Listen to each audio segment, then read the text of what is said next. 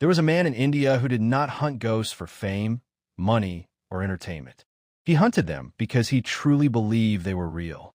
And his name was Gaurav Tiwari. Gaurav Tiwari was not a fictional character, not a movie story, and not a YouTube myth. He was a real paranormal investigator, known across India as the country's most fearless ghost hunter. For years, he entered places where normal people refused to even look. Abandoned houses, haunted hotels, cursed apartments, and dark locations where people claimed something unseen was watching them. From a very young age, Gaurav had a deep interest in the unknown.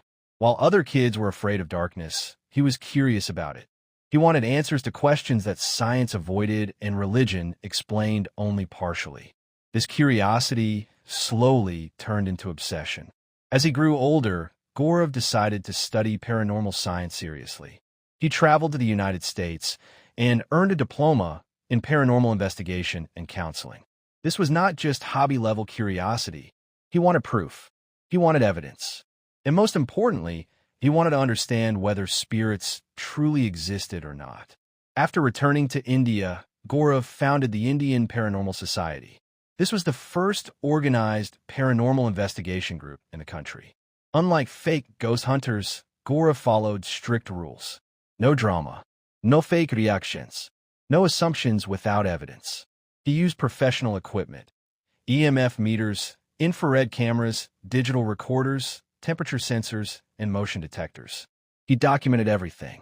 If nothing happened, he said nothing happened. That honesty is what made people trust him. Soon, his work started gaining attention. News channels invited him. People from across India contacted him for help. Families who believed their homes were haunted.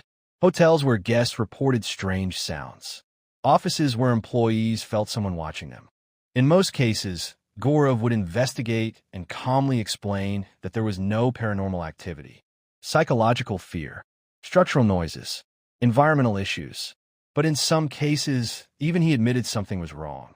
One of the most famous cases he ever investigated was the... So what really happened that night?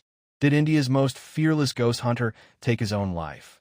Or did something he investigated finally catch up to him?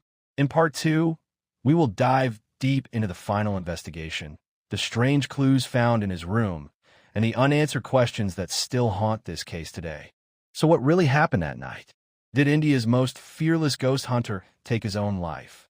Or did something he investigated finally catch up to him? In part 2, we will dive deep into the final investigation, the strange clues found in his room, and the unanswered questions that still haunt this case today. Some investigators suggested that Gaurav may have accidentally triggered a spiritual energy during his last investigation. According to insiders, he had been working on a case involving a very active spirit that was known to cause extreme psychological distress.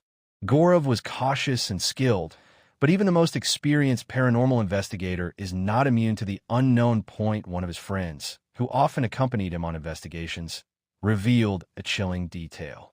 Gaurav had started keeping a diary during his last week. It wasn't a normal diary.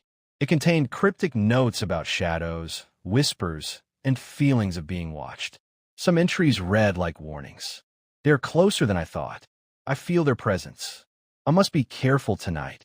When authorities investigated the diary, they found that the handwriting on the last page was shaky, almost trembling.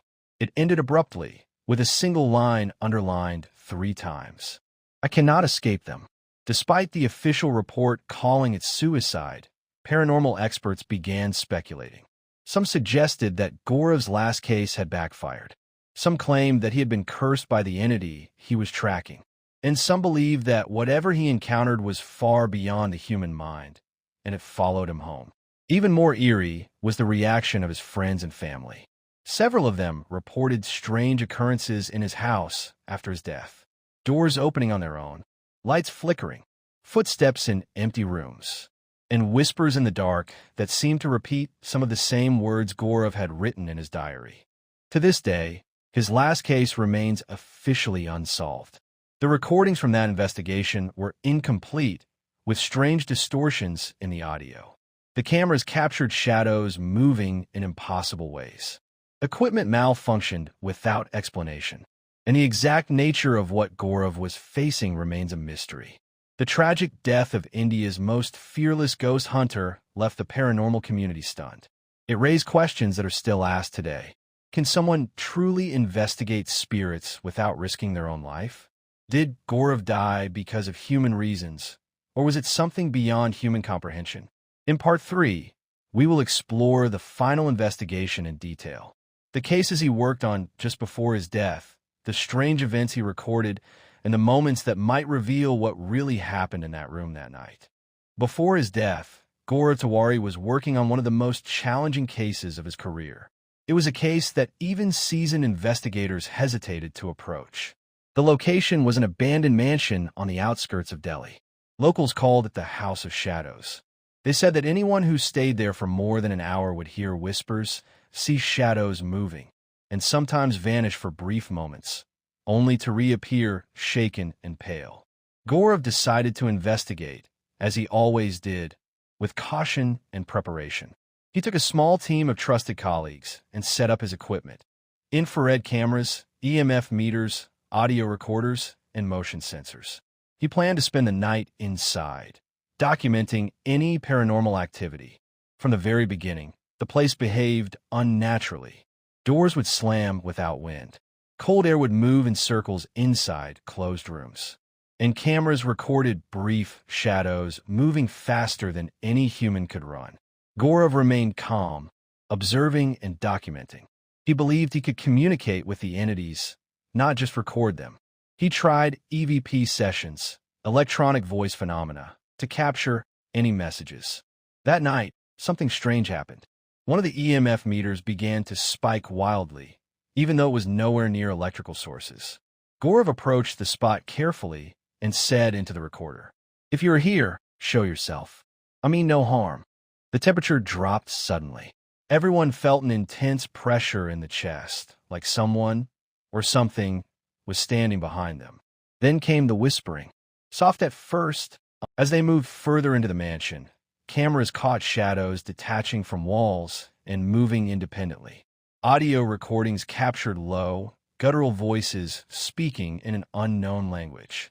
Even the team's flashlights flickered as if powered by an unseen force. Gaurav wrote notes frantically.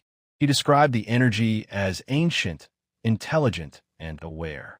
He sensed that the entity knew their every move. It was as if the mansion itself had become alive, observing and reacting to them. By 3 a.m., Gaurav decided to end the investigation. But something unusual happened during the final recording. The voice recorder picked up a whisper directly addressing him. "We are waiting, Gaurav." He later admitted in his diary that night, "I felt a presence follow me home. I felt its eyes watching even when I slept. This is not just a case. This is unfinished." Some of his colleagues claimed that Gaurav seemed physically drained after that investigation. He slept very little, ate less, and spoke to no one about what he experienced. Even the bravest of investigators sometimes fear what they cannot see. But Gaurav never stopped. In Part 4, we will discuss the events in his own house after that final investigation, the strange recordings that emerged, and the chilling theory that Gaurav's death might be directly linked to what he After his final investigation at the House of Shadows, Gaurav returned home. At first, everything seemed normal, but soon, subtle changes began to appear, things that only someone as sensitive to the paranormal as Gaurav could notice. Doors would creak open on their own. The lights would flicker at irregular intervals, and sometimes he could hear whispers calling his name, even when no one else was home. He recorded these occurrences in his diary. Each entry grew darker and more unsettling. He mentioned shadows moving across the walls, objects shifting slightly, and the feeling of being constantly observed. He wrote that it was no longer just an investigation. It was personal. One night, according to friends who visited him frequently, Gaurav complained of severe chest pressure. He said he felt watched from above, below, and all around. He was not physically sick, but he seemed mentally and emotionally drained. A few days before his death, he made a cryptic phone call to a colleague. "I think it followed me home. I can feel it. I don't know how much longer I can fight this." Even his paranormal equipment, which had always been reliable, started malfunctioning in his own house. Cameras failed to turn on. Recorders produced only static. EMF meters spiked for no reason. Gaurav noted in his diary that the readings suggested something was closer than ever before. On the night of July 6th, the day he died, his family reported that Gaurav went to his bedroom at around 11 p.m. He appeared tired but calm. He spoke briefly to them, saying he was just going to rest and would continue. After Gaurav Tiwari's sudden and mysterious death, the paranormal community in India was left in shock. He was not just a colleague, but a mentor and a pioneer, someone who had dedicated his life to uncovering the truth about the unseen. His friends and colleagues continued to investigate his last case, hoping to find answers. But what they discovered only deepened the mystery. The recordings from the House of Shadows and his own home contained distorted voices, strange shadows, and unexplained anomalies. Some recordings were completely erased, as if an invisible force didn't want them to exist. Even sophisticated equipment, operated by experienced investigators, failed when they tried to capture anything unusual. Many believe that Gaurav had encountered an entity far more powerful than any he had faced before. An entity that was intelligent, aware, and capable of influencing both physical and electronic objects. Some say it followed him home from the mansion, ultimately leading to his death. Others argue that the pressures of investigating such extreme paranormal activity may have taken a fatal toll on his mind and body. Despite the tragedy, Gaurav's legacy remains alive. His investigations, documented evidence, and methodology continue to inspire new generations of paranormal enthusiasts. The Indian Paranormal Society, which he founded, still operates, following the rules he established: honesty, scientific approach, and respect for the unknown. Many paranormal investigators and believers visit his favorite locations, hoping to experience a fraction of what he encountered. Some report sensing his presence, almost as if his spirit continues to guide those who seek the truth. Gaurav's life and death serve as a stark reminder of the thin line between curiosity and danger. He devoted himself to exploring the unknown, understanding that some answers may come at a great cost. And while the exact circumstances of his death remain unsolved, his story continues to fascinate and terrify those who follow the paranormal. In the end, Gaurav Tiwari was more than just a ghost hunter. He was a seeker of truth, a man who faced what most of us fear to even imagine. And though his journey ended tragically, his work reminds us that the world may be far stranger and darker than we ever realize. The question that remains unanswered: was his death truly a suicide, or did something from the shadows claim India's bravest paranormal investigator? Perhaps in the silence of the night, we may never know.